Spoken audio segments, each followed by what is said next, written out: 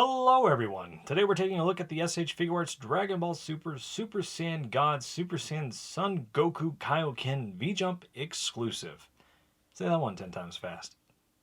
This figure and its design was originally the 2021 New York Comic Con exclusive that came with an aura effect piece that mimics Goku's anime exclusive power-up, where the blue key of Super Saiyan Blue is surrounded by the intensity of Kaio-Ken's crimson aura.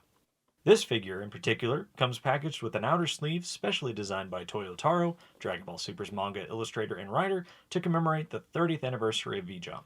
Under the sleeve, we have the traditional box art we've come to know and love with the S.H.Figuarts line, featuring panels depicting the figure in various poses, with this particular figure having a magenta background helping Goku just sitting in the box. Here we can see the back side depicting more poses for the figure. Another side profile shot.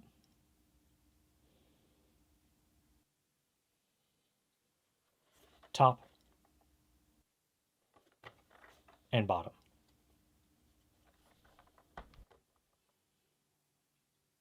This figure is a Japanese exclusive, and to obtain this Goku you had to first secure a 2023 September edition of V-Jump, which contained a form to fill out, pay 6,600 yen plus tax, or, according to Google, $45 US.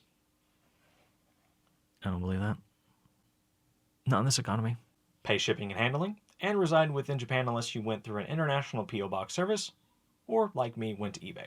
In hand, Goku's finish is sleek and feels of quality. The pearlescent finish is applied throughout the figure's clothing, and his translucent hair sculpt has hints of red pearls scattered about. The skin tone even has a hint of red to mimic the red aura of Kaio-Ken, and can be seen throughout the exposed flesh on Goku's body. And can we take a moment just to admire the hair sculpt and its execution? I am in awe of the finish, and it's one of the reasons I picked up the original back in 2021. When I first saw initial review photos on toyark.com, I was impressed with how photogenic the figure was under different lighting and just had to have it. Compared to the original, there are subtle changes to the hair and paint apps. My original copy has hints of light blue shading around the bangs and around the backside of Goku's hair. The parts of Goku, like his blue shirt and pants legs, also vary between releases. Further research on my end has also deduced that maybe the first edition run of Super Saiyan Blue Kaio-Ken Goku is more akin to the V-Jump Goku, and maybe the P-Banda release was altered ever so slightly, as I mentioned beforehand. Whether or not that was meant to set the initial run that was available at the NYCC event apart from the P-Banda release is something I'll leave to y'all to decide. Now get into articulation. Goku here uses a 2.0 mold, meaning that the figure does not have a sculpted in butt. Instead we have these thigh cuts, and the torso doesn't have an additional cut to allow for greater range in the shoulders. Working our way down from the head to the feet. The head itself is on a hinge that allows Goku to move up about that far when looking up, and to move down about that far when looking down. Underneath the bangs and the faceplate, that hinge that I'm referring to is going to be the limiting factor when moving Goku in certain positions. I know it's difficult to see at the moment, but there is a line that is visible for the figure whenever you're trying to move the head in certain positions. So right now, it's about dead center. But if I were to move the head in a certain direction like that, I can't move it forward without putting unnecessary stress on it. See that little dimple right there? That is that peg rotated a full 90 degrees. So now all that movement is up top when moving side to side instead of like that. And it looks like there is some wiggle room, but don't let that deceive you. If you try forcing it with it like that, you can wind up damaging that peg, or worse, snapping it. Putting it back together. Whoop, so we can work our way down even further. Moving on to the neck. Neck is pegged. There is some movement there. The torso itself has an extension. Allows Goku to extend out about that much, and lets him crunch forward about that much. But back, oh yeah, it's Gucci.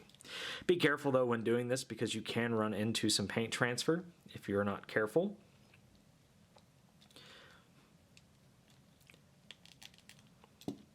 Shoulders are hinged, The butterfly joint there is color matched with the shirt, which is something we normally don't see on these releases of Goku unless they are above the $35 price range, or your Super Saiyan 2 Goku. Yes, I'm going to throw shade at that figure because it is an event exclusive, and they should have been color matched.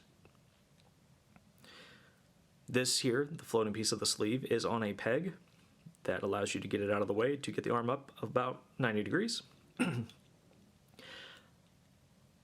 biceps do swivel a full 360. Elbows are double jointed. Wrists are pegged, and they move much like the hinged head does. When it's in a certain direction that you want it, they move the way they need to, and if it's not in the direction you want it, it just creates grief. The waist section, the pain point of the figure for me.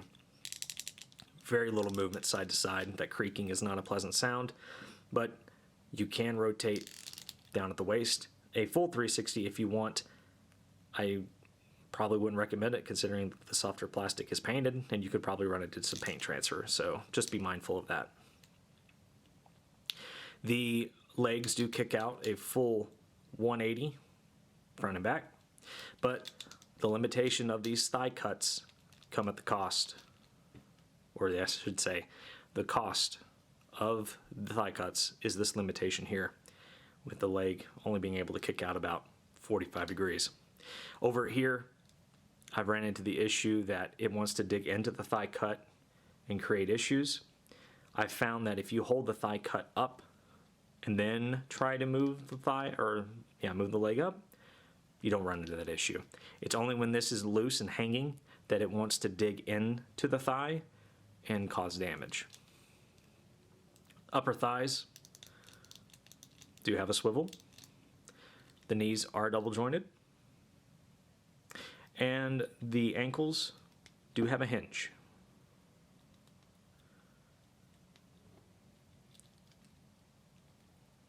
Or some pivot, I should say. Ankles go down about that far, and the toe hinge right there. Overall, the movement of Goku is pretty solid. It may not be a 3.0 figure when it comes to being able to get into those more dynamic poses because of the splits, or even bring the arms in closer, but it gets the job done. I will point out, though, that even though the butterfly joints do come out about that far, if you really wanted to, it limits itself. So you're better off just kind of tucking it in between the shoulder and the bicep to get the arms in closer. So again, this is in between the bicep and the shoulder, and this is fully extended. In between, fully extended.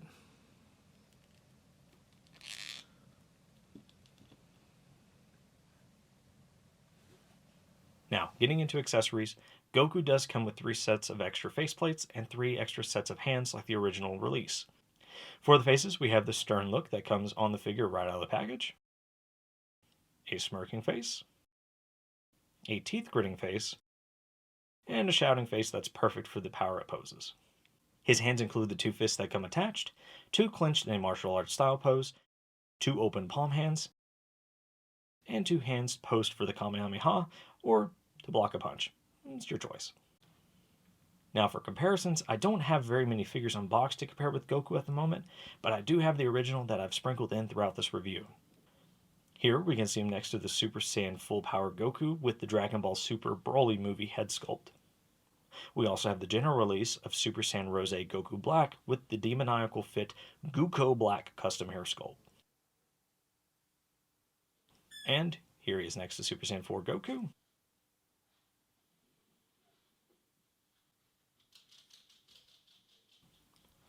And here he is next to the 3.0 Super Saiyan Trunks, Boy from the Future. So my closing thoughts, overall, I think this is a solid figure that pulls off the looks of Goku's Super Saiyan Blue transformation infused with the Kaio-Ken technique. The paint and detail is done superbly, and I'm having a hard time finding something to nitpick on this figure outside of the missing aura effect piece and the limited movement presented on the 2.0 mold. Sure, the 3.0 figures have their fair share of issues, but after having messed around with the legendary Super Saiyan Goku, I'm left wishing for a 3.0 figure with this kind of detail when it comes to the paint apps. I do, however, think that this Goku will make for an excellent kit bash to recreate Goku's 20 times Kaioken assault that he used against Frieza in the Namek Saga. All you need to do is swap out some faces and hair sculpts, and you're good to go. I also think since I own an original 2021 NYCC Goku, I'm not that disheartened at the fact it didn't come with an effect piece, and I have my original to display with it if I want.